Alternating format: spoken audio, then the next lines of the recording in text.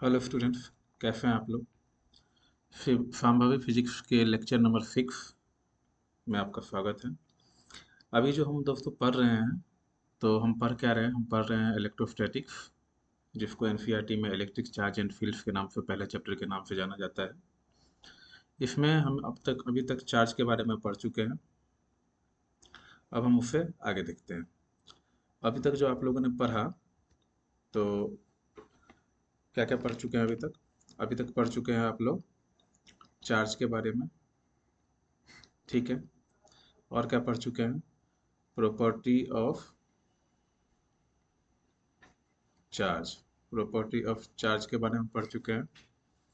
और क्या पढ़ चुके हैं, और पढ़ चुके हैं generation of charge. Charge generate कैसे होता है वो पढ़ चुके हैं। इसमें तीन प्रॉपर्टी बहुत ही ज़्यादा इंपॉर्टेंट, जैसे additivity of charge, additivity of charge, quantization of charge, और कंजर्वेशन ऑफ चार्ज। जनरेशन में देखा आपने फ्रिक्शनल, उसके बाद कंडक्शन, और उसके बाद इंडक्शन।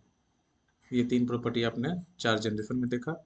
ये तीन प्रॉपर्टी ही नहीं पढ़ाई पढ़ाई तो इसके अलावा भी +3 है, लेकिन वो बोर्ड के लिए नहीं है। वो ज़्यादातर आपको कॉम्पिटिशन लेवल जेई नीट में ही काम आएगा, उसके अलावा कभी काम नहीं आने वाला, ठीक है। लेकिन ये तीन प्रॉपर्टी बोर्ड के लिए बहुत ही ज़्यादा इंपॉर्टेंट है। बाकी चार्ज का डेफिनेशन पढ़ाया, Q इक्वल टू माइटी पढ़ाया, ठीक है, यूनिट्स वगैरह सब पढ़ाए हुए हैं, ठीक है। इसके आगे बात करते हैं। पिछले क्लास में कूलम्ब फ्लो को हमने देखा था। आज फिर से कूलम्ब फ्लो को देख लेते हैं, बहुत ही कम टाइम में, ज़्यादा टाइम नहीं लगाते हुए। कूलम्ब फ्लो क्या कहता है।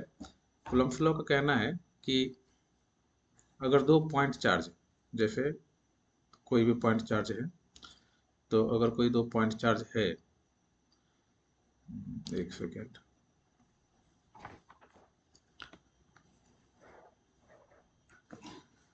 तो दो अगर पॉइंट चार्ज है, तो देखेंगे इट स्टेट्स दैट, क्या कहता है, it states that force of attraction और रिपल्सन।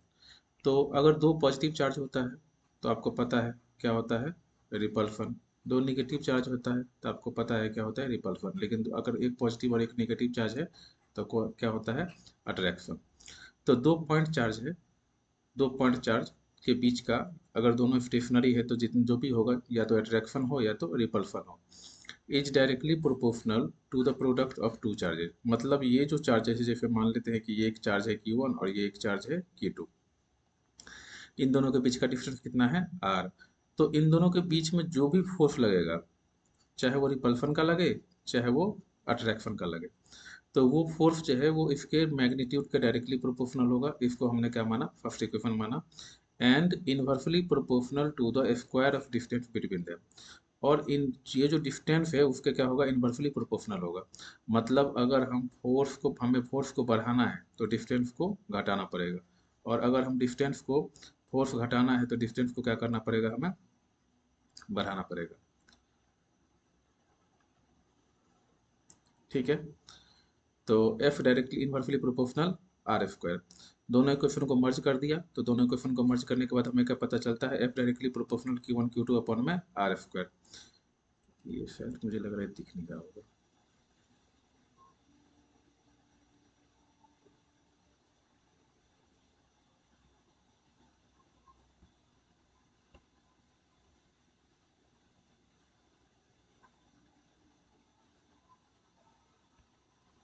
ये यहाँ पे ना F इक्वल टू में डिवाइड बाय R² है, R²।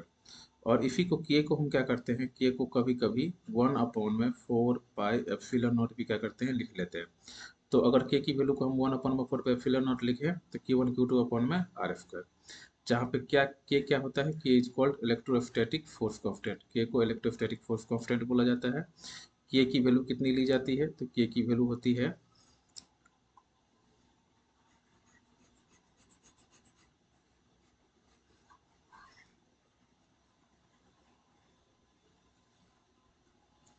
के की वैल्यू को कितना लिया जाता है, 9 तो कुछ ज़्यादा यूनिट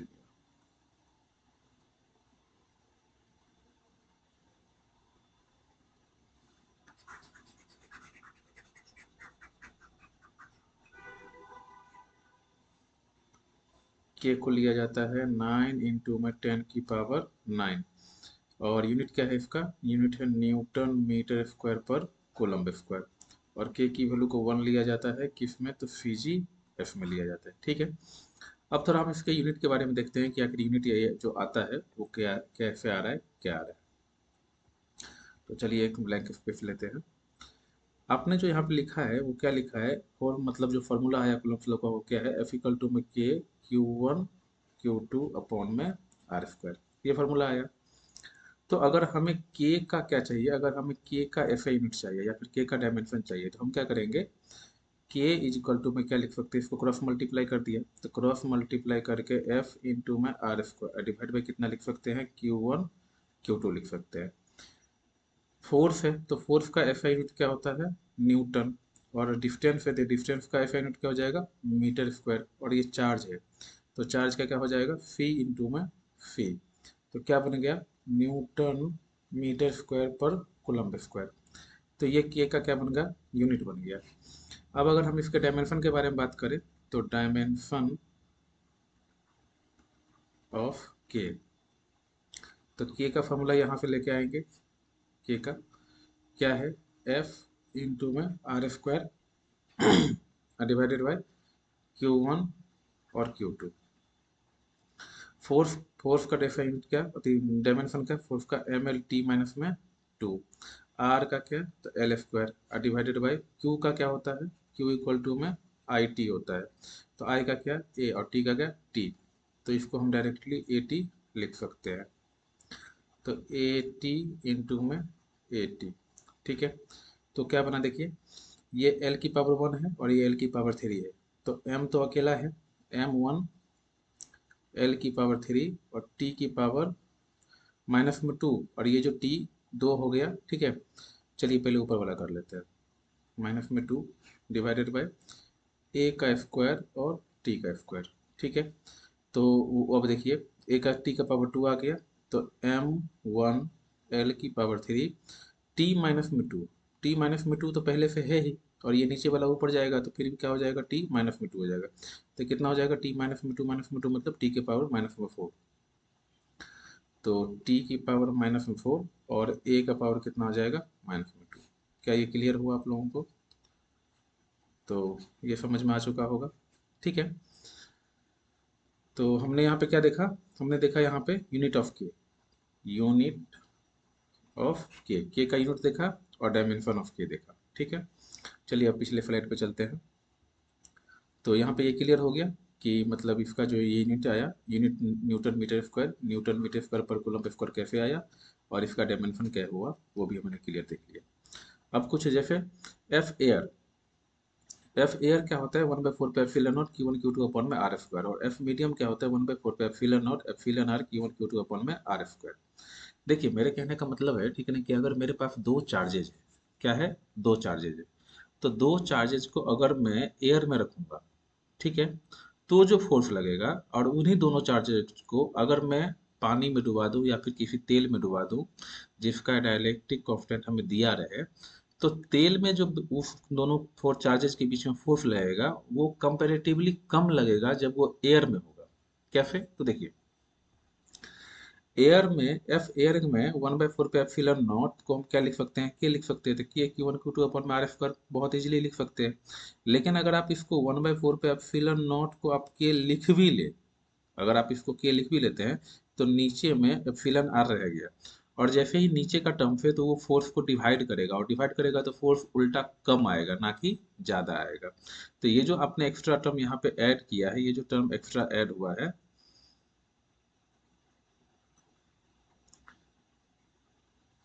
ये जो एक्स्ट्रा टर्म ऐड है, देखिए यहाँ पे,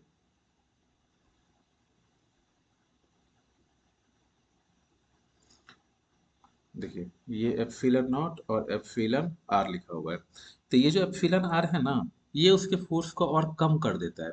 तो आप बिल्कुल यहाँ पे क्लियरली देख रहे हैं कि जो जब दो चार्जेज को एयर में रखा जाए और जब उन्हीं दोनों चार्जेज को तेल में किसी डाइलेक्ट्रिक कांस्टेंट में डुबाया जाए, तो तेल में दोनों फोर्सेस चार्जेस के बीच में लगने वाला फोर्स कंपेरेटिवली कम है, जब वो दोनों कहाँ पे है, एयर में है। अच्छा देखिए, F medium is equal to में इसी रिलेशन को और मैं थोड़ा सा और एक्सप्लेन करते हैं। F medium is equal to में क्या मैं इन जितने भी ये लिखे हुए हैं उसको एफ एयर लिख सकता हूँ क्या? देखिए आप ऊपर पे लिखा हुआ है एफ एयर 1/4 पे epsilon naught Q1 Q2 upon R square, तो उसको एप्सिलॉन नॉट एफ एयर लिख लिया और डिवाइड किससे कर रहा है, एप्सिलॉन नॉट से। तो आप यहाँ पे क्लियरली देख रहे हैं कि जो मीडियम का फोर्स है वो कहीं एयर के फोर्स से कम है, क्योंकि यहाँ पे एप्सिलॉन नॉट का उस पे डिवाइड जा रहा है। एप्सिलॉन आर जो है वो हमेशा 1 से ज़्यादा होता है। एप्सिलॉन आर का वैल्यू हमेशा क्या होता है, 1 से ज़्यादा होता है। ये हमें सोचने की जरूरत नहीं है, ये क्वेश्चन में गिवन होता है, ये हम अपने हिसाब से डिसाइड नहीं करते हैं। साइंटिस्ट लोग बहुत सारे मतलब ऑयल्स हैं, लिक्विड्स हैं जिनका एप्सिलॉन आर ऑलरेडी डिसाइड करके रखे हुए हैं, वो हम डिसाइड नहीं करते, हमारा काम नहीं है वो। ठीक है, हम साइंटिस्ट नहीं है, जस्ट नॉर्मल टीचर। तो F medium less than equal to में क्या, एफ एयर। तो मीडियम में लगने वाला फोर्स जो है वो एयर में लगने वाले फोर्स से कम होता है। या फिर आप सिंपल भाषा में ये कह सकते हैं कि F air greater than F medium. F air में जो फोर्स लगेगा दो चार्ज के बीच में वो कहीं ज़्यादा होगा मीडियम के फोर्स से। अब एप्सिलॉन के बारे में देख लेते हैं। Epsilon naught is equal to में कितना, 8.85 इंटू 10 की पावर माइनस में 12 न्यूटन मीटर स्क्वायर पर कूलम्ब स्क्वायर। अगेन रटने वाला डाटा है, ठीक है, ये रटने वाला डाटा है, इसको आप रट सकते हैं, बाकी धीरे धीरे क्वेश्चन करते करते खुद ही याद हो जाएगा। परमिटिविटी ऑफ फ्री स्पेस, ये जो एप्सिलॉन नॉट लिखा हुआ है इसको क्या बोला जाता है, परमिटिविटी ऑफ फ्री स्पेस। मतलब फ्री स्पेस का मतलब क्या, एप्सिलॉन नॉट जैसे यहाँ पे ये जो एप्सिलॉन नॉट लिखा है ना, तो वो एयर में और वैक्यूम में लगने वाला वैक्यूम का रिलेटिव कांस्टेंट है, आप ऐसा कह सकते हैं। एप्सिलॉन को क्या बोला जाता है, परमिटिविटी ऑफ वैक्यूम। एप्सिलॉन को बोला जाता है परमिटिविटी ऑफ वैक्यूम, और एप्सिलॉन आर को क्या बोला जाता है, रिलेटिव परमिटिविटी। तो यहाँ से एक रिलेशन बन के आया, एप्सिलॉन आर इक्वल टू में एप्सिलॉन अपॉन में एप्सिलॉन नॉट, और ये क्या है, एक यूनिटलेस क्वांटिटी। आप खुद भी समझ सकते हैं, अगर लेंथ को लेंथ से डिवाइड करेंगे तो यूनिटलेस क्वांटिटी ही बनेगी। और एप्सिलॉन आर का जो रेंज है वो कहाँ से कहाँ तक, तो 1 लेस देन और इनफाइनाइट, एक से लेके इनफाइनाइट के बीच में एप्सिलॉन आर का रेंज होता है। यहाँ पे आपने ऑलरेडी देखा है कि एप्सिलॉन आर का जो वैल्यू है वो हमेशा क्या होता है, एक से ज़्यादा ही होता है। तो जब भी आपको 2 मार्क्स का क्वेश्चन पूछे स्कूल के एग्जामिनेशन में, या फिर कोई सा भी एग्जाम हो जिसमें स्टेटमेंट वाइज के हिसाब से प्रूफ करने के लिए बोले, तो आप यहाँ तक लिख के प्रूफ लिख सकते हैं कि ये प्रूफ हो गया, यहीं तक अपना आंसर है। ये लिखने की ज़रूरत नहीं है, ये बिल्कुल लिखने की ज़रूरत नहीं है। तो पढ़ाया इसलिए क्योंकि ये आपको कंपटीशन लेवल में, जेई और नीट लेवल में काम आएंगे। अभी आगे न्यूमेरिकल करूंगा ना, तो इस सब के बहुत सारे काम आने वाले हैं, ये सब बहुत अच्छे तरीके से आपको काम में आएगा। लेकिन बोर्ड के लिए केवल हमें इतना करने की जरूरत है, यहीं पे हम प्रूफ लिख देंगे और यही हमारा 2 मार्क्स का क्वेश्चन बन गया। समझ गए? तो फॉर्मूला क्या पढ़ा आपने, अब एक क्वेश्चन करते हैं।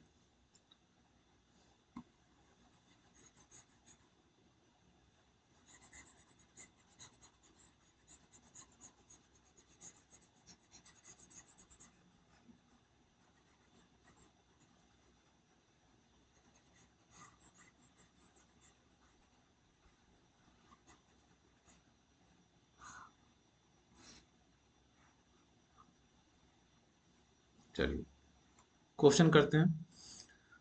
न्यूटन कूलम्ब्स लॉ क्या कहते हैं, तो कूलम्ब्स लॉ का फॉर्मूला जो है वो क्या है, एफ इक्वल टू में के Q1 Q2 divide by R square. ठीक है, देखिए क्या कहता है question, calculate the force between two charge particle having 2 coulomb charge and distance 1 metre.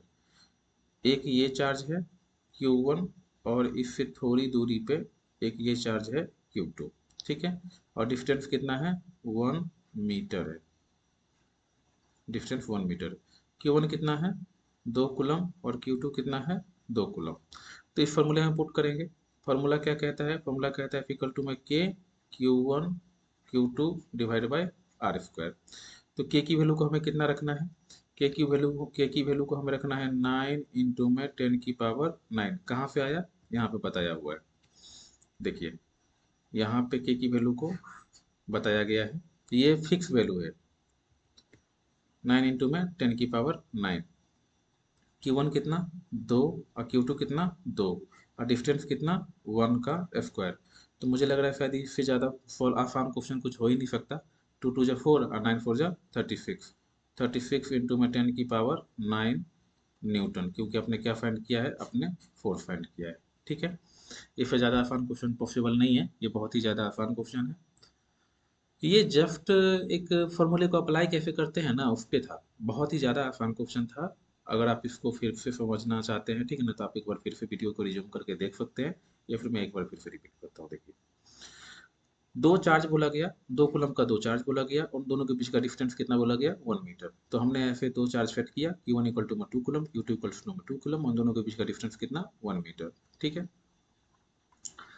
तो F इक्वल टू में कितना, Q1 Q2 upon R square, K की वैल्यू कितना 9 इंटू 10 की पावर 9, और Q1 कितना 2 कूलम और Q2 कितना 2 कूलम, फीफी लगा सकते हैं, और डिस्टेंस कितना 1 मीटर का स्क्वायर। तो मतलब बहुत ही सिंपल सा क्वेश्चन था, बहुत ही इजी सा क्वेश्चन था, क्वेश्चन बनाने के लिए नहीं था, बस जस्ट एक फार्मूला लगाने के लिए था कि अगर ऐसे क्वेश्चन आते हैं तो आप फार्मूला लगाएंगे कैसे। क्योंकि स्कूल के बोर्ड एग्जाम में ऐसे ही क्वेश्चन आएंगे, पॉसिबल है कि ऐसे ही क्वेश्चन आए। बाकी जो हार्ड क्वेश्चन आएंगे तो वो हार्ड क्वेश्चन की प्रैक्टिस हम आगे कर ही रहे हैं, ठीक है ना, तो उसमें तो घबराने की जरूरत है ही नहीं। कितना हार्ड पूछेगा, हम तो जेई मेंस एडवांस तक जा रहे हैं। ठीक है, तो कितना भी हार्ड क्वेश्चन क्यों ना पूछ ले, वो हमारे कॉपी से बाहर कभी भी नहीं जाएगा, वादा रहा इस बात का। चलिए, next question, the force of repulsion between two positive charge. देखिए ध्यान से क्वेश्चन को, फोर्स कोई सा भी हो, रिपल्सन हो अट्रैक्शन हो, हमें उससे कोई मतलब नहीं है। चार्ज कितना दिया हुआ है, between two positively charge ion. तो एक चार्ज है यहाँ पे और एक चार्ज है यहाँ पे। देखेंगे ध्यान से, इन दोनों के बीच में डिस्टेंस कितना है, 5 एंगस्ट्रम। तो 5 एंगस्ट्रम इनके बीच में क्या है, डिस्टेंस है। Q1 कितना, तो Q1 है 3.7 इंटू 10 की पावर माइनस में 9। सॉरी सॉरी, ये क्वेश्चन अलग है, फोर्स दिया हुआ है, चार्ज नहीं दिया हुआ है। तो ये कितना है आपका Q1 और ये क्या है आपका Q2। ठीक है, इन दोनों के बीच में लगने वाला फोर्स ही दिया हुआ है। फोर्स कितना दिया हुआ है, 3.7 इंटू 10 की पावर माइनस में 9 न्यूटन। तो देखेंगे, हमें पूछा गया क्या गया है, F इक्वल टू में के Q1 Q2 divide by R square. ठीक है, इसमें सब कुछ आपको दिया हुआ है। F दिया हुआ है, हाँ दिया हुआ है, के की वैल्यू पता है, हाँ पता है, Q1 Q2 नहीं दिया हुआ है, और R दिया हुआ है। ठीक है, तो इसको मैं क्या लिख सकता हूँ, Q1 Q2 दो पॉजिटिव चार्ज है, ठीक है ना, टू पॉजिटिव चार्ज आयन है, ठीक है ना, तो Q1 Q2 दोनों इक्वल है, तब तभी तो पॉजिटिव चार्ज हुआ है ना। तो Q1 Q2 दोनों इक्वल है, अगर यहाँ पे Q1 और Q2 दोनों इक्वल है, तो इसको मैं सिंपल Q लिख सकता हूँ। तो क्या बन गया अपना, F इक्वल टू में K Q square divide by R square. ठीक है, सब कुछ दिया हुआ है। फोर्स कितना, तो 3.7 इंटू 10 की पावर माइनस में 9। के कितना, 9 इंटू में 10 की पावर 9 क्यू स्क्वायर, और डिवाइड बाय डिस्टेंस कितना 5 एंगस्ट्रम। तो 5 इंटू में 10 की पावर माइनस में 10 का स्क्वायर। क्या ये समझ में आया सबको, आ गया होगा। 1 एंगस्ट्रॉम इज इक्वल टू में कितना होता है, यहाँ पर मत लिखो,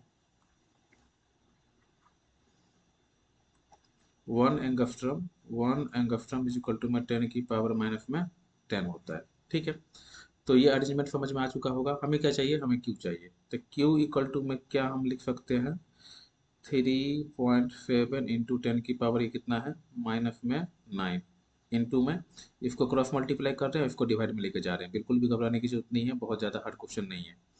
तो कौन, दोनों को क्रॉस मल्टीप्लाई कर दिया, तो 5 का स्क्वायर कितना 25, और 10 का स्क्वायर कितना माइनस में 20।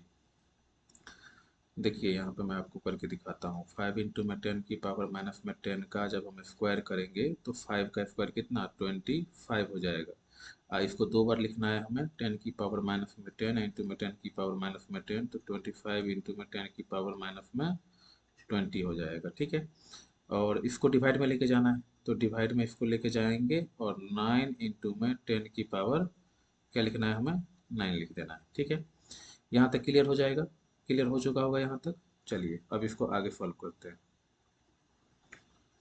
थोड़ा सा इसको इरेज करते हैं ताकि स्पेस बन जाए, देन उसके बाद इसको क्वेश्चन को सॉल्व करते हैं। 25 इंटू में ये कितना आ गया, क्यू स्क्वायर इक्वल टू में 25 इंटू में 3.7 और माइनस में 20 और माइनस में 9, तो 10 की पावर माइनस में 29, ठीक है। और डिवाइड बाई 9 इंटू में 10 की पावर 9, ठीक है। 9 इंटू में 10 की पावर 9 को ऊपर लेके जाएंगे तो 25 इंटू में 3.7 डिवाइड बाई 9 इंटू में 10 की पावर माइनस में 29 इंटू में 10 की पावर माइनस में 9, जब नीचे से ऊपर जाएगा तो माइनस हो जाएगा। ये क्या हो गया, ये क्यू स्क्वायर।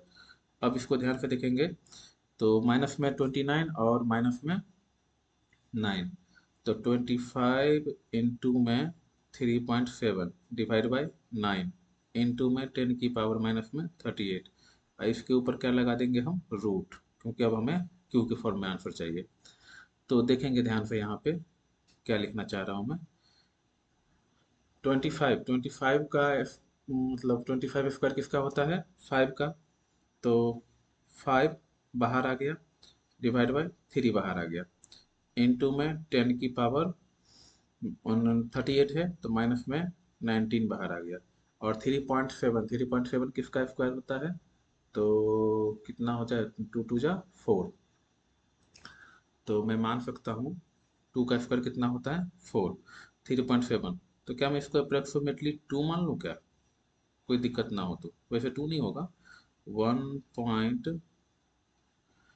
1.8 का अप्रॉक्स आएगा, ठीक है। चलिए 1.8 मान लेता हूँ, ठीक है, 1.8 मान लेता हूँ क्यू इजिकल टू में, ठीक है। दिख भी रहा है कि नहीं, ठीक है, 1.8 मान लेता हूँ, ठीक है। तो ये कितना हो जाएगा, ये अगर आप इसको डिवाइड करेंगे 1.8 से, तो ये 1.8 से, और जब इसको डिवाइड करेंगे तो ये आपका कितना आएगा, लगभग 2 तो नहीं आएगा, 2 से कम आएगा, तो मैं उसको 1.7 मान सकता हूँ क्या, या फिर आप सीधे मान लीजिए ना, ठीक है ना। देखिए 5 इंटू में 1.8 डिवाइड बाई 3 इंटू में 10 की पावर माइनस में 19, तो अगर इसको डिवाइड करते हैं तो ये कितना हो जाएगा, 15 8 जा 90, ठीक है। 15 90 अपॉन में 18 5 जा 18 5 जा कितना 90, तो 90 अपॉन में 3 इंटू में 10 की पावर माइनस में 19, तो ये कितना हो जाएगा 30 इंटू में 10 की पावर माइनस में 19, क्यू है तो इसका मतलब क्या होगा, कूलम्ब्स होगा। ये तो कुछ ज़्यादा ही लिख दिया मैंने। देखिए क्यू का जो वैल्यू आया है मैं ऊपर लिख देता हूँ, कैलकुलेशन है, कैलकुलेशन आप कर सकते हैं। क्यू का जो वैल्यू आया है वो कैलकुलेशन कितना है, 30 इंटू में 10 की पावर माइनस में 19 कूलम्ब, क्यू इजकल टू, यहाँ से नीचे कैलकुलेशन है, आप खुद से भी चेक कर सकते हैं, कोई बहुत बड़ा इशू नहीं है, कैलकुलेशन तो हो ही जाएगा ना, फिर पे सॉल्व करेगा। कैलकुलेशन देख लेना आप, ठीक है ना, कैलकुलेशन में क्या करूँ मैं, ठीक है ना, कैलकुलेशन तो खुद से ही देखना पड़ेगा, ठीक है। चलिए आगे बढ़ते हैं। फाइंड चार्ज, फिर एक और टाइप का question, find charge if magnitude of force between charges is 3.6 newton and distance, तो magnitude of, find charge if magnitude of force, तो फोर्स कितना दिया हुआ है, फोर्स दिया हुआ है 3.6 न्यूटन, और डिस्टेंस कितना दिया हुआ है आर, डी से भी कभी कभी लिखते हैं डिस्टेंस को, इसलिए मेरे हाथ पे डी लिखा गया, ठीक है। आर कितना है 4 मीटर है, ठीक है। तो फार्मूला क्या होता है, फार्मूला होता है एफ इक्वल टू में के Q1 Q2 divide by R square, ठीक है। अब देखेंगे यहाँ पे मैग्नीट्यूड कितना दिया हुआ है, मैग्नीट्यूड दिया हुआ है 3.6, के कितना 9 इंटू में 10 की पावर 9, Q1 Q2 यहाँ पे इक्वल है, ठीक है। Q1 इज इक्वल टू में Q2 इजिकल टू मैं Q रख लेता हूँ मैं, ठीक है। तो यहाँ पे क्या आ जाएगा क्यू स्क्वायर और डिवाइडेड बाय रेडियस कितना, तो रेडियस 4 का स्क्वायर। अब इसको क्रॉस मल्टीप्लाई करेंगे तो 3.6 इंटू में 4 का स्क्वायर डिवाइडेड बाई 9 इंटू में 10 की पावर 9 इज इक्वल टू में कितना हो जाएगा क्यू स्क्वायर हो जाएगा। क्या इतना क्लियर हुआ? तो अगर हम क्यू के लिए निकालना चाहते हैं, क्यू के लिए लिखना चाहते हैं, ठीक है, तो देखेंगे क्यू के लिए अगर हम लिखना चाहते हैं तो इसको रूट में डाल देंगे सबको, ठीक है। 3.6 इंटू में 4 का स्क्वायर डिवाइडेड बाई 9 इंटू में 10 की पावर 9, ठीक है। 2 का कितना हो जाएगा, क्या क्या हुआ, हाँ क्या है, रुकिए बाद में करते हैं। कागज लीजिए ना, कागज है यहाँ पे देखिए तो।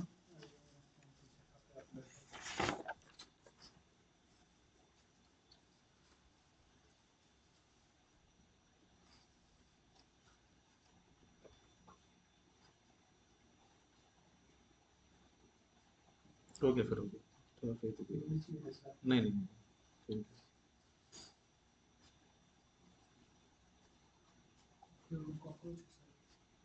हाँ पता नहीं कहाँ से आ गया है कॉकरोच।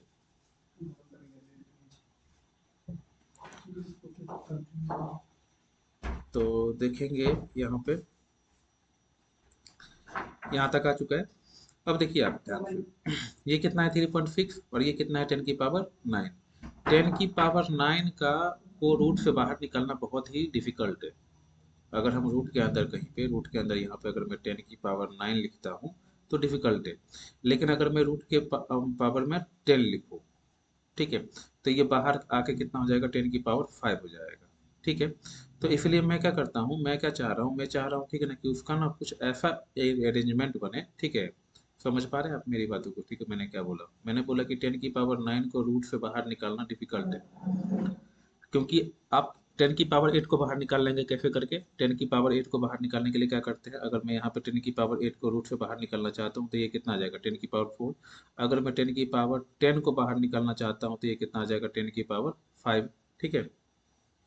लेकिन 10 की पावर 9 अगर मैं बाहर निकालना चाहूँ तो ये कितना आ जाएगा 10 की power 4 I into my root 10, ऐसे आएगा। तो इतना ज़्यादा करने की क्या जरूरत है, इतना ज़्यादा दिमाग लगाने की कोई जरूरत है ही नहीं। हम सिंपल वे में क्या करते हैं, 10 से मल्टीप्लाई कर देते हैं ऊपर और नीचे, 10 से मल्टीप्लाई कर देंगे ऊपर और नीचे। तो 10 से मल्टीप्लाई करने के बाद देखिए कितना बना,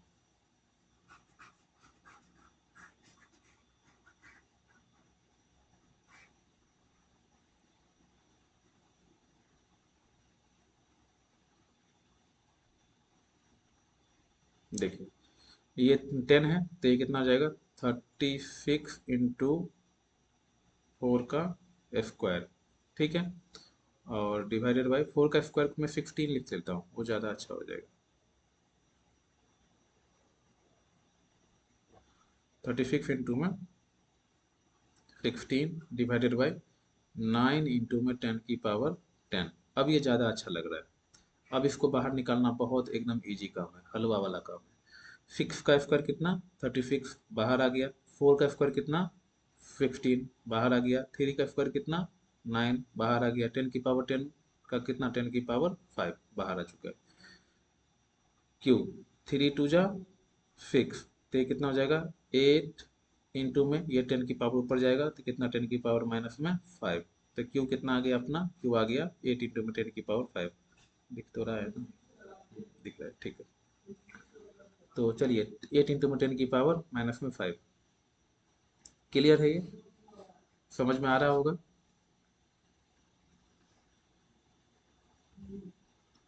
देखिए नेक्स्ट क्वेश्चन है,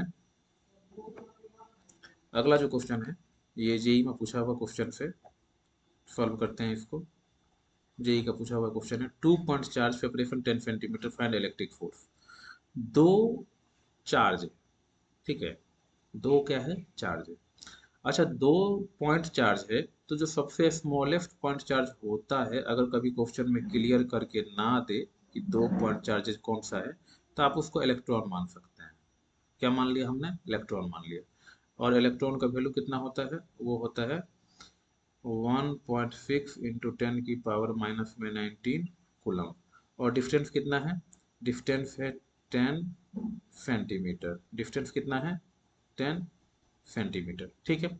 मिनिमम इलेक्ट्रिक फोर्स मांग रहा है, मिनिमम इलेक्ट्रिक फोर्स। तो एफ मिनिमम, फॉर्मूला एक ही है हमारे पास कूलम फ्लो में, के Q1 Q2 divide by R square. मेरे साथ बोलेंगे आप लोग भी, ठीक है ना, नहीं तो आपको ये याद नहीं होगा। क्या फॉर्मूला क्या है? K Q1 Q2 divide by R square. Clear हो रहा है?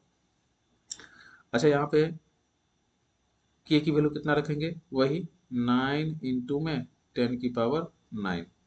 Q1 Q2 कितना? तो Q1 Q2 के लिए मैं क्या, ये मतलब दोनों अगर सेम है तो क्या मैं यहाँ पे वन इलेक्ट्रॉन का चार्ज रख लूँ, और दोनों सेम है तो उसका स्क्वायर हो जाएगा। तो 1.6 इंटू 10 की पावर माइनस में 19 का स्क्वायर, और डिवाइडेड बाय, डिवाइड कितना, डिस्टेंस कितना, तो 10 सेंटीमीटर। तो 10 सेंटीमीटर को क्या मैं 0.1 मान सकता हूँ क्या? 0 पॉइंट, नहीं नहीं ये गलत हो गया, 1.0 नहीं, 0.1 लिखना है, 0.1 का स्क्वायर। ठीक है। क्या समझ में आ रहा है आप लोगों को? डिस्टेंस यहाँ पे सेंटीमीटर में था तो उसको हमने मीटर में कन्वर्ट किया। इलेक्ट्रॉन रख लिया यहाँ पे, क्योंकि तो 2 पॉइंट चार्ज जब भी ऐसा बोले, ठीक है ना, जब चार्ज क्लियर ना करे कि चार्ज क्या है नहीं है, बिल्कुल क्लियर करने की कोशिश में क्वेश्चन नहीं है, तो आप उसको इलेक्ट्रॉन मानिए, ठीक है ना, क्योंकि मिनिमम चार्ज पॉसिबल वही होता है, इलेक्ट्रॉन ही होता है। और के की वैल्यू तो पता ही है, 9 इंटू 10 की पावर 9, मिनिमम फोर्स हम फाइंड कर रहे हैं। ठीक है, एफ मिनिमम। अब यहाँ पे देखिए 9 इंटू में 10 की पावर 9, 1.6 इंटू 1.6 इंटू 10 की पावर माइनस में 38, और डिवाइड करेंगे इसको तो ये कितना हो जाएगा? 0.1 इंटू में 0.1। पॉइंट उड़ाएंगे तो पॉइंट उड़ाने के बाद हमारे पास कितना बचा? पॉइंट उड़ाएंगे तो 10, और फिर से पॉइंट उड़ाएंगे तो 10। ठीक है, इन दोनों को ना ऊपर लेके चले जाएंगे, तो ये कितना हो जाएगा आपका अगले वाले टर्म्स में? नेक्स्ट टर्म में इसको ऊपर लेके जा रहे हैं तो देखेंगे यहाँ पे 9 इंटू में 10 की पावर 9 इंटू में 1.6 इंटू में 1.6, और 10 की पावर, ये 38 है और ये 9 है, तो 38 में से 9 अगर हम माइनस कर देंगे तो कितना आ जाएगा? माइनस में 10 की पावर माइनस में 29, आई इंटू में कितना, ये 10 और 10 ऊपर चला गया तो कितना आ जाएगा? ये आ जाएगा, इसको भी दूसरे पेन पे लिखता हूँ, ये आ गया आपका 100। ठीक है, तो क्लियर है? हाँ, एक लाइन लिख सकते हैं और देखेंगे तो ये कितना आ जाएगा आपका 1.6 और 1.6, 1.6 1.6 का जो मल्टीपल होता है वो कितना होता है? 9 इंटू में 2.56। अब बाकी कितना रह गया? पावर्स रह गए। तो पावर्स में ये कितना हो गया आपका? नहीं, ये क्यों आएगा? इसका तो हमने यूज पहले ही कर लिया है। ठीक है, तो ये कितना जाएगा आपका? 10 की पावर माइनस में 29 इंटू में 10 की पावर 2,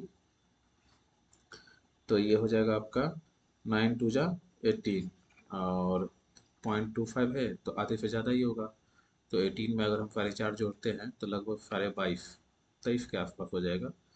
तो इसका जो आंसर है वो है आंसर 23.04 इंटू 10 की पावर माइनस में 27 न्यूटन। ये इसका परफेक्टली आंसर है। 23.4 इंटू 10 की पावर माइनस में 27, ये इसका परफेक्टली आंसर है। समझ पा रहे हैं? ये 10 की पावर माइनस 9 इसलिए मैंने हटा दिया क्योंकि ये माइनस में 38 फिर 9 कैंसिल होकर ही 29 आया था, तो इसलिए मैंने इसको हटाया था, इसलिए इसको रिमूव कर दिया।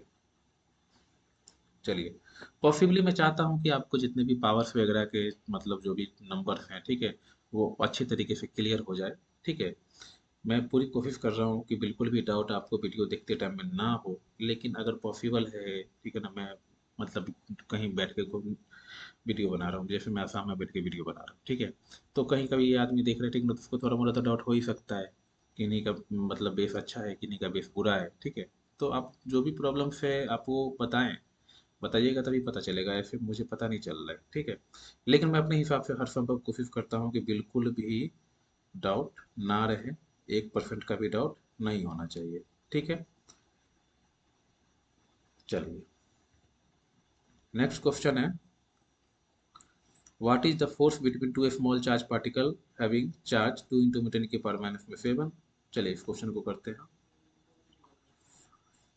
दो चार्ज पार्टिकल है, एक चार्ज पार्टिकल है यहाँ पे Q1 इक्वल टू में 2 इंटू में 10 की पावर माइनस में 7 कूलम। दूसरा चार्ज पार्टिकल है Q2 इक्वल टू में 3 इंटू में 10 की पावर माइनस में 7 कूलम, और डिस्टेंस कितना दिया हुआ है, 30 सेंटीमीटर दिया हुआ है, ठीक है। 30 सेंटीमीटर दिया हुआ है। देखिए ऐसे क्वेश्चन अभी तक मुझे लग रहा है 3-4 हो गए, तो आप ना वीडियो पॉज कर दीजिए और इस क्वेश्चन को खुद से सॉल्व कीजिए, ठीक है। मैं तो क्वेश्चन करूंगा ही, मैं तो नहीं रुक रहा, क्योंकि मैं रुकूंगा तो फिर वीडियो का लेंथ ज़्यादा हो जाएगा और बच्चे बंद करके चले जाएंगे, ठीक है, हमारी मजबूरी है। तो एफ इक्वल टू में क्या, K Q1 Q2 divide bye R²। के का वैल्यू कितना, तो 9 इंटू में 10 की पावर 9। Q1 कितना, 2 इंटू में 10 की पावर माइनस में 7। Q2 कितना, 3 इंटू में 10 की पावर माइनस में 7। और डिस्टेंस कितना, 30। 30 को ना आप डिवाइड बाई 100 कर दीजिए का स्क्वायर, ठीक है, मीटर में कन्वर्ट कर दिए, हो गया। चलिए यहाँ तो कोई डाउट नहीं, मुझे लग रहा है फिर डाटा तो पुटिंग हो ही गया होगा, ठीक है, डाटा पुट करने में कोई दिक्कत नहीं आई, बस सब कुछ तो ठीक ही है। हो सकता है ये डिस्टेंस में थोड़ा सा आपको टेंशन हो रहा होगा, तो सेंटीमीटर को मीटर में कन्वर्ट कर दिया, बाकी कोई ज़्यादा इशू है नहीं, ठीक है। तो अब देखिए सभी टर्म्स को मैं और भी अच्छे तरीके से सॉल्व करता हूँ। तो ये कितना हो जाएगा, 2 6 2 3 जा 6 और 9, तो 54 इंटू में 10 की पावर 7, और 7 कितना, माइनस में 14, और 9 कितना, तो 14 और माइनस में 4, तो ये कितना हो जाएगा, माइनस में 5, ठीक है। क्या इतना क्लियर हुआ। और 30 का स्क्वायर कितना, तो 30 का स्क्वायर कितना, 900, ठीक है। और ये 10 का स्क्वायर कितना, 10,000, तो मैं उसको ऊपर लेके चला जाता हूँ, 10,000 को 10 की पावर 4 को ऊपर लेके चला गया, ठीक है। तो ये देखिए कितना हो गया, ये हुआ आपका 54 इंटू में 10 की पावर माइनस में 1 और डिवाइड बाय 900, ठीक है। अब यहाँ से 9 से अगर मैं 54 को कैंसिल करूँ तो ये 6 से कैंसिल हो जाएगा, तो कितना होगा, 6 इंटू में 10 की पावर माइनस में 1 डिवाइड बाई कितना, 100, ठीक है। 100 रह गया यहाँ पे। अगर इस यहाँ पे ये जो टर्म है ना, इसको भी नीचे लेके जाना है, क्योंकि ये माइनस का पावर है, तो या तो इसको नीचे लेके चले जाओ या तो इसको ऊपर लेके चले जाओ। तो मैं ऊपर लेके जाना चाहता हूँ सिंपल वे में, तो 10 की पावर माइनस में 1 इंटू में 10 की पावर माइनस में 2, तो कितना आ जाएगा, 6 इंटू में 10 की पावर माइनस में 3। ये फोर्स है, तो इसका यूनिट क्या हो जाएगा, न्यूटन हो जाएगा। क्लियर है। ऐसे ऐसे क्वेश्चन बहुत सारे आते हैं, ठीक है, जिसमें चार्ज कुछ दे देगा, डिस्टेंस कुछ दे देगा, ठीक है ना। कूलम्ब लॉ पे ऐसे ही क्वेश्चंस बनते हैं, कभी फोर्स फाइंड करने के लिए बोलेगा, कभी चार्ज का मैग्नीट्यूड फाइंड करने के लिए बोलेगा, कभी डिस्टेंस भी फाइंड करने के लिए बोल सकता है, ठीक है। ऐसे ही क्वेश्चन बनते हैं, ठीक है ना, बहुत ज़्यादा इस पे मतलब ज़्यादा सोचने की जरूरत नहीं है। हालांकि ये क्लास 12th के लेवल पे होंगे तो आपको ये भी बहुत ज़्यादा हार्ड लग रहा होगा, ठीक है, एक बार में शायद समझ में आए नहीं आए, ठीक है ना। जब क्लास 12th में था तो हमें भी एक बार में कभी कभी चीज़ें समझ में नहीं आती थी, तो दोबारा समझ में आता था, ठीक है ना, दोबारा देखते थे तो दोबारा समझ में आता था, या टीचर से दोबारा पूछा जाता था, ठीक है। तो आप देख पा रहे हो कि मैंने 3-4 टाइप के क्वेश्चन इसमें आपको कराए, ठीक है। अब आगे बढ़ते हैं। ये भी एक नीट में पूछा हुआ क्वेश्चन है, ठीक है, नीट एग्जाम में पूछा हुआ क्वेश्चन है। Two identical particle as shown in figure, दो आइडेंटिकल पार्टिकल है, इसका फिगर ऐसा है, एक चार पार्टिकल यहाँ पे है और दूसरा पार्टिकल यहाँ पे। अच्छा पार्टिकल बोल दिया, चार्ज नहीं बोला, तो पार्टिकल में मास भी होगा, तो एम मास और क्यू चार्ज, ठीक है, एम मास और क्यू चार्ज, ठीक है। और क्या बोला, एक्सपोनेंट फिगर, और इन दोनों के बीच का डिस्टेंस कितना दे दिया, आर, ठीक है। तो क्या बोला कि अगर एफ नेट जीरो है तो क्यू अपन में क्यू का वैल्यू फाइंड कीजिए, ठीक है। बहुत ही अच्छी बात है, एफ नेट 0 है। सबसे पहले मुझे बताइए आप, ठीक है ना, कि आपने जो यहाँ पे कूलम्ब्स लॉ पढ़ा, तो कूलम्ब्स लॉ क्या पढ़ा? कूलम्ब्स लॉ पढ़ा एफ इक्वल टू में K Q one Q two upon में आर स्क्वायर पढ़ा, ठीक है, यही पढ़ा ना। इसको बोला गया फोर्स ऑफ इलेक्ट्रोस्टैटिक फोर्स। अच्छा, दूसरा, दो पार्टिकल है, एफ नेट 0 है, ठीक ना। तो दूसरा फोर्स आप क्या पढ़ते हैं? दूसरा फोर्स आपने न्यूटन लॉ ऑफ ग्रेविटेशन में पढ़ा, ठीक है ना, कि एफ जी इक्वल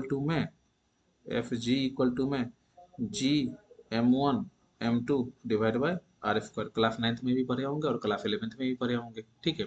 इन दोनों फोर्स को हमें एक दूसरे के सामने रखना है, क्योंकि लगने वाला जो फोर्स है एफ ई है या फिर एफ जी है, ये दोनों क्या है?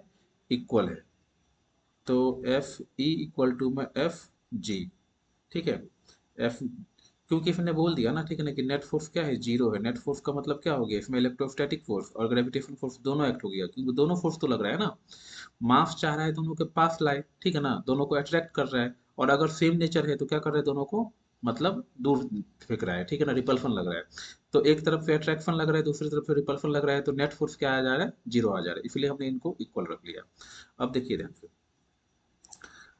के क्यू वन क्यू टू हमें लिखना है, जैसे यहाँ पे लिखा हुआ है, लेकिन दोनों का जो चार्ज है वो चार्ज क्या है? सेम है। इसका भी क्यू है, इसका भी क्यू है। तो मैं यहाँ पे लिखूंगा के क्यू स्क्वायर डिवाइड में कितना लिखूंगा? आर स्क्वायर, ठीक है। एफ इक्वल टू में जी m1 m2, दोनों का मास भी सेम है, तो जी एम स्क्वायर डिवाइड में क्या लिखूंगा मैं यहाँ पे? आर स्क्वायर लिखूंगा। क्या इतना क्लियर हो रहा है? बहुत ही आसान है, ठीक है। मास दोनों का इक्वल है तो जी एम स्क्वायर लिख लिया, और चार्ज दोनों का इक्वल है तो क्यू स्क्वायर लिख लिया, ठीक है। देखिए, आर स्क्वायर से आर स्क्वायर कैंसिल आउट हो जाएगा, तो बच क्या गया अपने पास? बच गया के क्यू स्क्वायर इक्वल टू में जी एम स्क्वायर। हमें क्या चाहिए? Q by M. तो इस एम को ना इसके नीचे लेके चले जाएंगे, तो क्यू स्क्वायर अपॉन में एम स्क्वायर इक्वल टू में कितना? जी बाई के। कितना लिख सकते हैं? तो हमारे पास क्या आ गया? Q square divided by M square. K की वैल्यू को क्या लिख सकते हैं? तो के की वैल्यू को, के होता क्या है देखिए आप लोग, के के लिए कितना लिखा हमने? 1/4 पाई एप्सिलॉन नॉट। और यहाँ पे जो g अपॉन में k है, तो ये तो 1 अपॉन में लिखना पड़ेगा, तो इसके लिए हमें क्या लिखना पड़ेगा? इसके लिए हमें लिखना पड़ेगा g divide by 1/4 pi epsilon naught. ये ऊपर चला जाएगा, तो Q square divided by M square equal to में कितना? G four 4 pi epsilon naught और इंटू में जी, ठीक है। और क्यू बाई एम चाहिए ना, तो ये तो स्क्वायर है, ठीक है, तो उस पर रूट डाल देंगे। क्यू अपॉन में एम इज इक्वल टू में under root 4 pi epsilon naught जी, ठीक है। एक्चुअली यहाँ पे भी हम छोड़ सकते थे, ठीक है, के की वैल्यू को यहाँ पे, जैसे यहाँ पे है ना के की वैल्यू को, तो आंसर यहाँ पे भी हो गया, ठीक है। क्यू अपॉन में एम इज इक्वल टू में अंडर रूट g/k, ये भी आंसर है। दिख रहा है क्या? हाँ दिख रहा है, ठीक है। तो आंसर ये भी है, इसको भी हम आंसर मान सकते हैं, लेकिन ऑप्शन ऐसे नहीं थे। जब एग्जाम में आया था तो ऑप्शन 4 पे फिलर नोट के टर्म्स में था, ठीक है, इसलिए हमने इसको ऐसे लिखा, इसको ऐसे ड्राइव किया, ठीक है। तो आई थिंक ये क्वेश्चन भी आपका क्लियर हुआ होगा, ठीक है। चलिए आगे बढ़ते हैं। अब कुछ रिलेशन रिलेशन देखते हैं। स्पेशल केस, ये स्पेशल केस आपको स्पेशली जेई नीट में ही आते हैं, ये बोर्ड वोर्ड में नहीं आता, ठीक है। लेकिन बोर्ड में क्या आएगा नहीं आएगा इसका कोई गारंटी नहीं है। आपको बिल्कुल ही पूरे तरीके से तैयार होके जाना है। आप ये सोचिए कि अगर हम जेई के लिए पढ़ रहे हैं तो हमें जेई का पूरा सिलेबस पढ़ के जाना है, अगर हम नीट के लिए पढ़ रहे हैं तो हमें नीट का पूरा सिलेबस पढ़ के जाना है। क्योंकि आपने खुद देखा कि 2025 में एक क्वेश्चन जेई एडवांस का आया हुआ है, ठीक है। आप क्वेश्चन उल्टा कर देख लीजिए, आपको पता चल जाएगा कि कौन सा क्वेश्चन जेई एडवांस का आया हुआ है, ठीक है। चलिए, तो बेसिकली ये जेई नीट का कॉन्सेप्ट है, बोर्ड लेवल कॉन्सेप्ट नहीं है। बात करते हैं स्पेशल केस में क्या होता है। स्पेशल केस में एफ एयर जो है वो एफ मीडियम के अगर इक्वल है, ठीक है। अगर एफ एयर, अगर एयर में लगने वाला फोर्स, जैसे देखिए ये दो चार्ज, ये दो चार्ज है, इन दोनों के बीच का ये Q1 है, ये Q2 है, इन दोनों के बीच का डिस्टेंस कितना? R है, ठीक है। तो अगर ये एयर में है और अगर इनको मीडियम में रख दिया जाए, तो दोनों के बीच का अगर फोर्स इक्वल है, तो जैसे आपको पता है कि जब ये एयर में होंगे, ठीक है, तो आपने अभी अभी रिलेशन देखा कि F medium less then F air, देखा था ना। देखिए यहाँ पे देखा था आपने,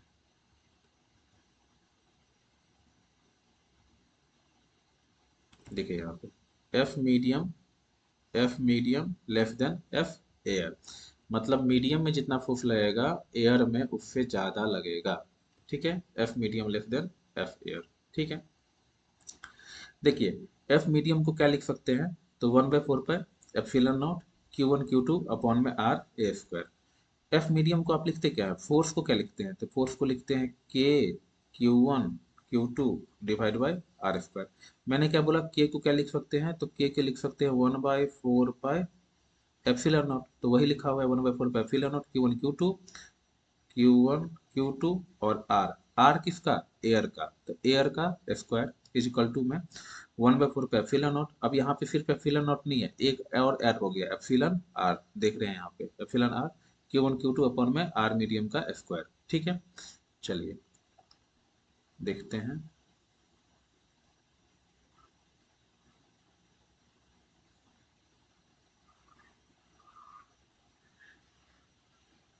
हम्म, ठीक है।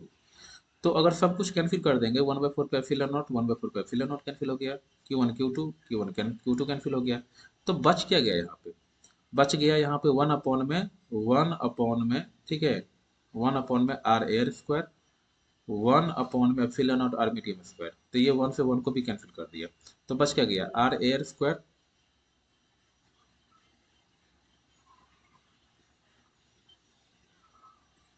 ठीक है, आर एयर का स्क्वायर इज इक्वल टू में एप्सिलॉन नॉट और आर मीडियम का स्क्वायर, ठीक है। इस इधर से स्क्वायर हटाया और इधर रूट डाल दिया, तो कितना आ गया आर एयर इक्वल टू में, आर एयर इक्वल टू में क्या आ गया epsilon R root under epsilon R into में आर मीडियम। ये इस पे डायरेक्ट क्वेश्चन बनते हैं, नीट में भी डायरेक्ट क्वेश्चन पूछा गया है, आगे प्रैक्टिस करेंगे उस क्वेश्चन की। तो ये एक रिलेशन है, ये एक रिलेशन है कि अगर एयर में लगने वाला फोर्स इतने दूरी पे है, और एप्सिलॉन, अगर आप एप्सिलॉन आर जो परमिटिविटी ऑफ डाइलेक्ट्रिक कांस्टेंट जो मीडियम का है वो दिया हुआ है, और तो आर मीडियम आप फाइंड कर सकते हैं, ठीक है। चलिए क्वेश्चन है इस पे कर लेते हैं।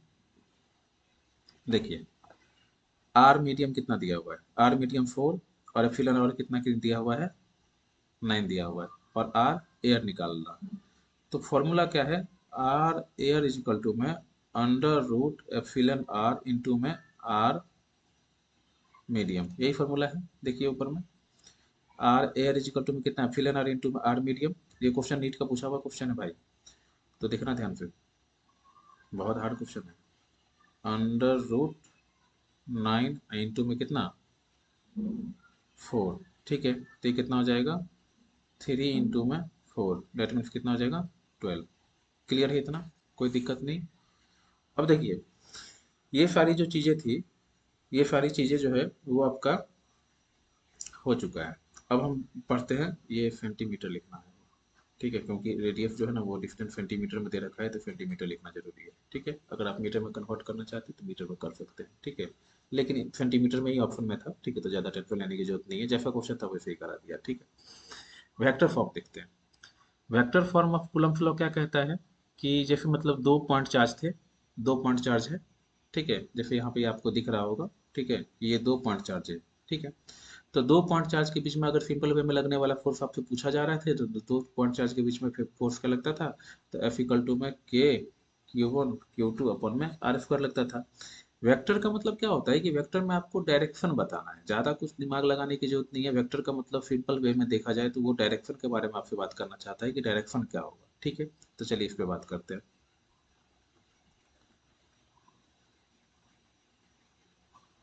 देखिए ये Q1 चार्ज है, ये Q1 चार्ज है, और ये क्या है Q2 चार्ज है। तो Q1 चार्ज और Q2 चार्ज दोनों का बीच का डिस्टेंस कितना R। तो इस पे Q1 पे क्या फोर्स लग रहा है, ये जो F12 लिखा हुआ है ना, इसका मतलब है, इसका मतलब क्या है, फोर्स ऑन वन, F12 यहाँ पे लिखा हुआ है, यहाँ पे लिखा हुआ है, नीचे लिखा हुआ है, ठीक है, यहाँ पे लिखने की मुझे दोबारा लिखने की जरूरत नहीं, ऑलरेडी समझा रखा है। देखिए ये F21 है, F2,1, F2,1 का मतलब क्या हो गया, force on charge Q2 due to 1। अगर यहाँ पे जो पहला है ना, तो पहला नंबर का मतलब हो गया उस पे फोर्स लग रहा है, और दूसरा नंबर का मतलब हो गया किसकी वजह से लग रहा है।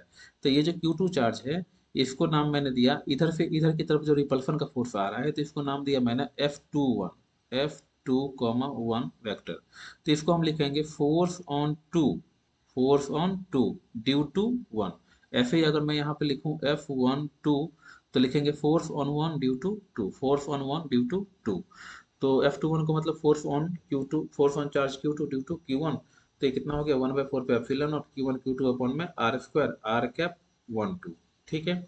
यहाँ पे ना देखिए, यहाँ तक तो आप बिल्कुल क्लियर है ही, ठीक है ना, कि यहाँ तक तो आपको पढ़ाया गया है ही अभी तक, ठीक है। ये एक्स्ट्रा क्या हो गया, तो एक्स्ट्रा इसमें आर कैप 1 2 ऐड हो गया।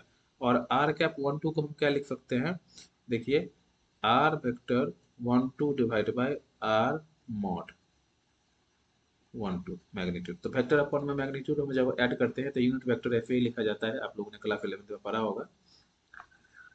F12 के लिए क्या करते हैं, force on charge Q1 due to Q2, ठीक है ना। तो फिर इसमें भी क्या लिखना है, ठीक है ना, जो उनका बीच का डिस्टेंस है, तो क्योंकि 2 1 के लिए बात हो रही थी, ठीक है ना, तो हम इसमें 1 2 लिखे, और क्योंकि 1 2 के लिए बात हो रही है तो डिस्टेंस कितना लिख रहे हैं, 2 1 लिख रहे हैं, ठीक है।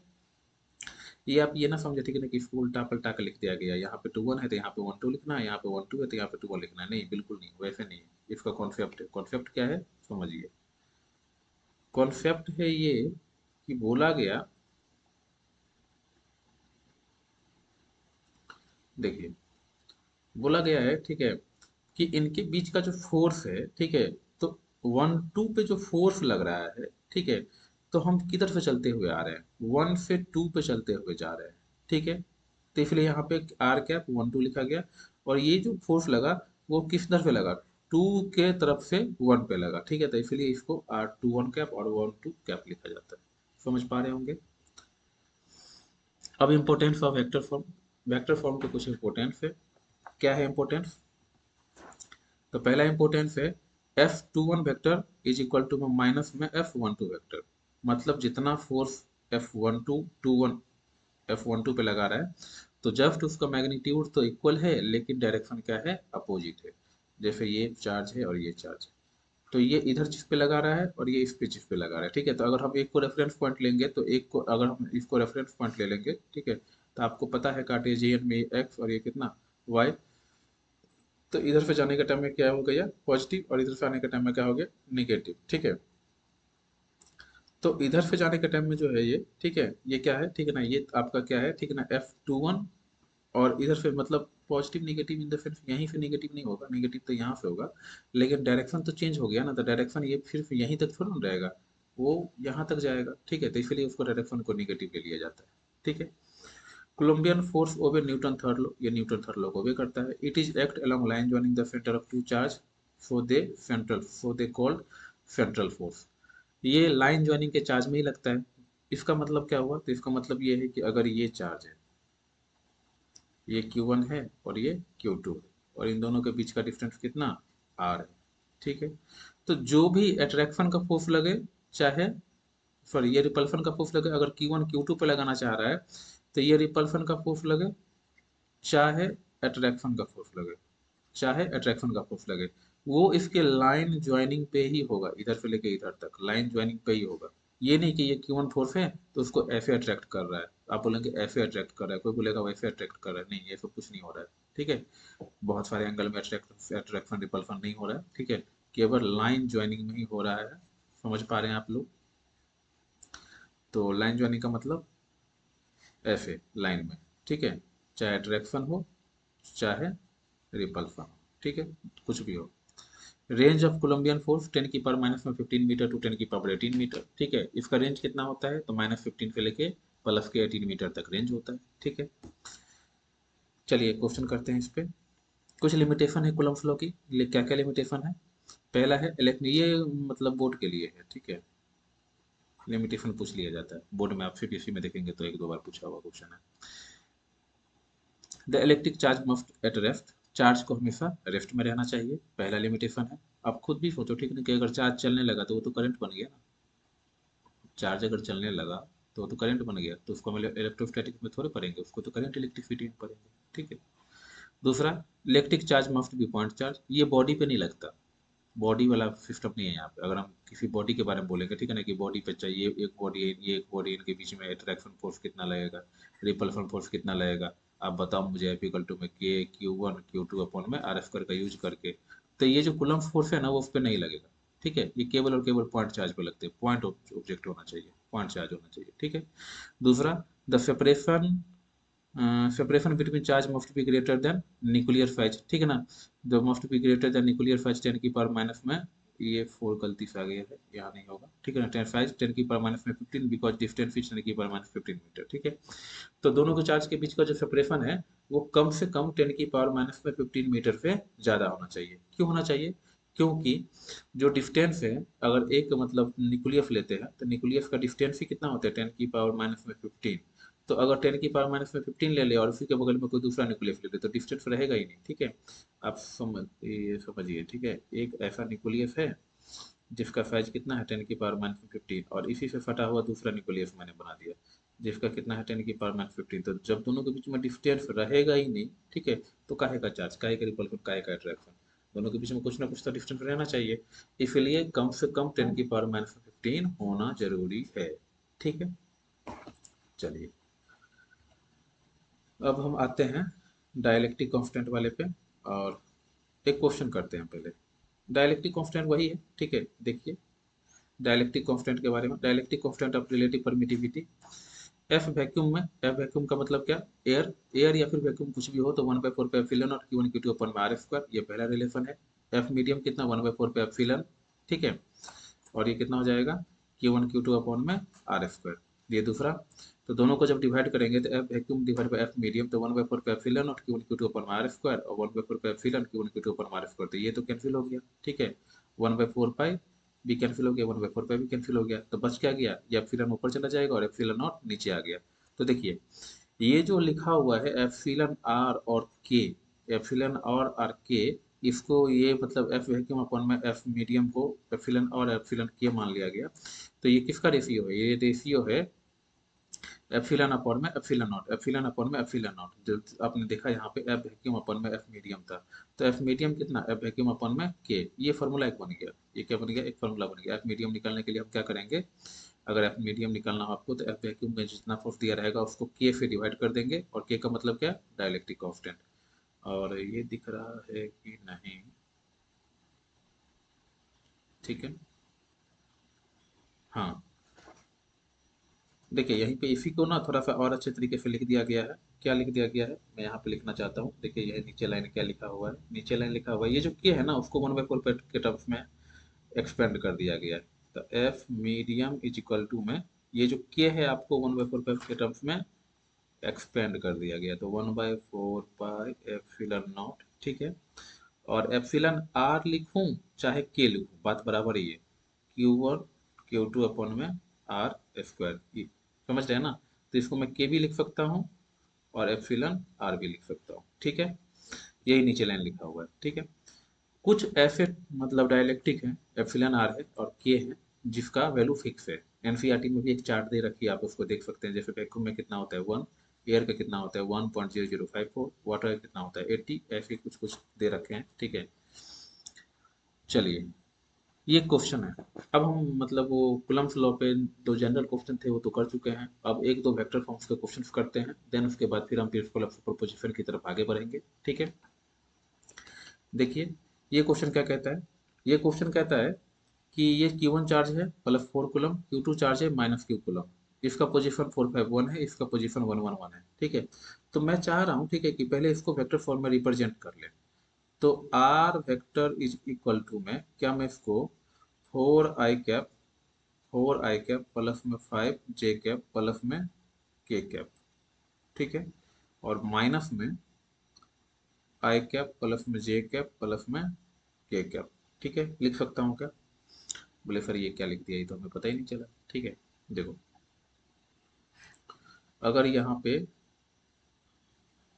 ये r1 वेक्टर है और यहाँ पे ये r2 वेक्टर है, और इनके बीच का अगर हमें r फाइंड करना है, तो R2 माइनस में R वेक्टर इक्वल टू में क्या R2 वेक्टर माइनस में R1 वेक्टर लिखते हैं ना। ये फॉर्मूला आप लोगों ने कला फिल्म में पढ़ा होगा, तो हमने जस्ट वही किया, R2 में से R1 को माइनस कर लिया है। 4 i कैप प्लस में 5 j कैप प्लस में k कैप माइनस में i cap j cap k cap, ठीक है। अब कई बच्चों को ये डाउट हो जाता है कि आपने इसी में से इसको माइनस क्यों किया, इसमें से इसको माइनस क्यों नहीं किया, ठीक है। तो भैया एक बात बताओ, ये बड़ा क्वांटिटी है, ये छोटा क्वांटिटी है, तो बड़े में से छोटे को ही तो माइनस करेंगे ना, ठीक है। वैसे आप इसमें से भी इसको माइनस करोगे ना तो मैग्नीट्यूड सेम ही आएगा, वो अलग नहीं होगा, आप करके देख सकते हैं, मैग्नीट्यूड सेम ही आएगा। 4 में से i को माइनस करेंगे तो कितना 3 आएगा। अब 5 में से j को माइनस करेंगे तो कितना हो जाएगा प्लस में 4 j कैप, और k से k माइनस करेंगे तो कितना हो जाएगा, ये जीरो ही हो जाएगा, तो उसको लिखने की जरूरत है नहीं। तो r फैक्टर इक्वल टू 3 आएगा प्लस में 4 j कैप, और ये कितना हो जाएगा r मैग्नीट्यूड।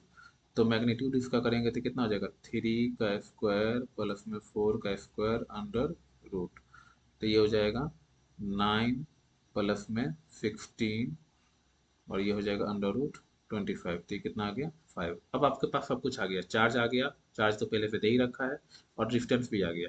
सिंपल वे में आंख बंद करके फॉर्मूला लगाइए, के Q1 Q2 divide by R square. के कितना, तो के कितना दिया रहा है, Q1 कितना प्लस में 4 कूलम, और Q2 कितना माइनस में Q। हाँ, एक चीज ध्यान रखना है, जब भी वेक्टर फॉर्म में आंसर पूछे, वेक्टर फॉर्म में दे, तो चार्ज को हमेशा साइन के साथ रखना है, ये बहुत जरूरी है। तो 5 का क्या करना है हमें, क्यूब करना है। अच्छा, ये फार्मूला भी तो लिखना पड़ेगा ना यहाँ पे, ठीक है। फार्मूला तो फॉर्मूला लगाया नहीं हमने, ठीक है। देखिए पहले इसको ना थोड़ा सा और एलिब्रेट करते हैं। देखिए ये जो फॉर्मूला है यहाँ पे, कहाँ गया ये, हाँ ये जो फॉर्मूला है यहाँ पे, तो ये क्या कहना चाहता है, ये कहना चाहता है, ये देखिए इसको थोड़ा सा समझते हैं, क्योंकि हमें लगाना तो यही फॉर्मूला है, कुछ भी लिख दूंगा तो चलेगा नहीं, ठीक है। देखिए जैसे अगर मैं ये मैंने R21 लिखा ना, R12, तो R12 को क्या लिख सकते हैं, R1 vector divide bye R12।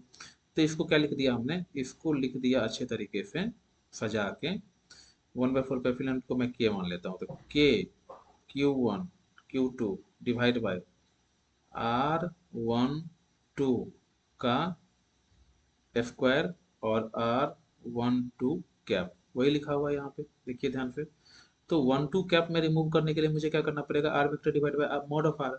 तो K Q1 Q2 divide bye R12 का स्क्वायर इंटू में R12 vector divide bye R12 mod. क्या इतना क्लियर है। अच्छा ये देखिए, ये पावर 1 और ये पावर 2 कितना पावर 3, तो मैं क्या लिख सकता हूँ कि Q1 Q2 divide bye R12 का पावर 3 इंटू में कितना R12 का ऊपर वेक्टर। क्या ये दिख रहा है क्या आपको, अरे ये तो कुछ ज्यादा ही लिख दिया भाई। दिख रहा है ना, चलो दिख गया होगा। तो इसी फॉर्मूले का हमें यूज करना है आगे से, ठीक है। चलिए देखते हैं,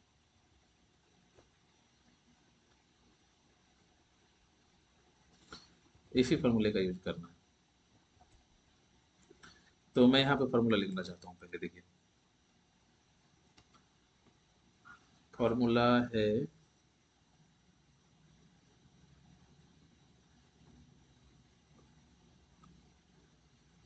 फॉर्मूला देखिए एफ इक्वल टू में के Q1 Q2 अपॉन में आर स्क्वायर, ठीक है। और आर कैप, मतलब 1 to 2 1 तो है ही, वो तो होता ही है, ठीक है। लेकिन जनरल फॉर्म में लिख रहा हूँ, तो K Q1 Q2 divide bye, इसको क्या लिख सकते हैं, R square R vector divide by R. तो कितना K Q1 Q2 divide by R की पावर 3 और इंटू में क्या आर वेक्टर, लिख सकते हैं क्या। अरे समझ में आ रहा होगा ना। अब देखिए उसी में वैल्यू पुट करते हैं, तो एफ इक्वल टू में फार्मूला क्या, K Q1 Q2 divide by R की पावर 3 और इंटू में आर वेक्टर। क्या सब कुछ है अपने पास, वो दिख तो, प्रॉब्लम ये है कि मैंने अपना इमेज थोड़ा सा ज़्यादा बड़ा फिट कर रखा है ताकि आप लोगों को समझ में आए। तो टेंशन लेने की जरूरत नहीं है कि ये यहाँ पे Q1 कितना, मतलब टेंशन मैं अपने बारे में बोलता हूँ, आपको तो कोई टेंशन है ही नहीं, वो तो मुझे पता है।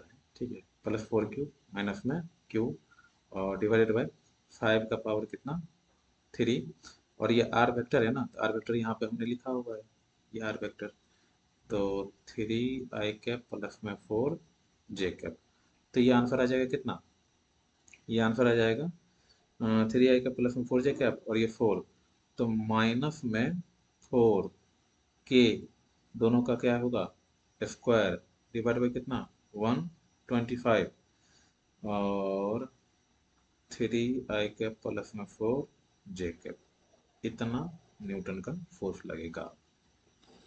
बहुत ही अच्छा क्वेश्चन था ये। एनसीईआरटी में शायद ये क्वेश्चन दिया हुआ नहीं है, ठीक है, लेकिन कॉन्सेप्ट अच्छा है इसलिए कराना जरूरी था। इसके बाद बढ़ते हैं, एक और न्यूमेरिकल्स करेंगे, देन उसके बाद हम प्रिंसिपल ऑफ सुपरपोजिशन के बारे में बात करेंगे। तो मुझे लगता है शायद 40 मिनट क्रॉस हो गया है, ठीक है, और 40 मिनट से ज़्यादा तो आप लोग पढ़ते हैं नहीं, ठीक है, तो अभी रुकते हैं, फिर मिलते हैं अगले लेक्चर में, तब तक के लिए जय श्री राम। मज़ा आए तो भाई कुछ उम्मीदें हैं आपसे, उम्मीदें क्या है आपको पता है, रिपीट करने का मतलब नहीं है। अच्छा लगे तो ज़रूर कीजिए, नहीं अच्छा लगे तो आपकी मर्जी। जय श्री राम।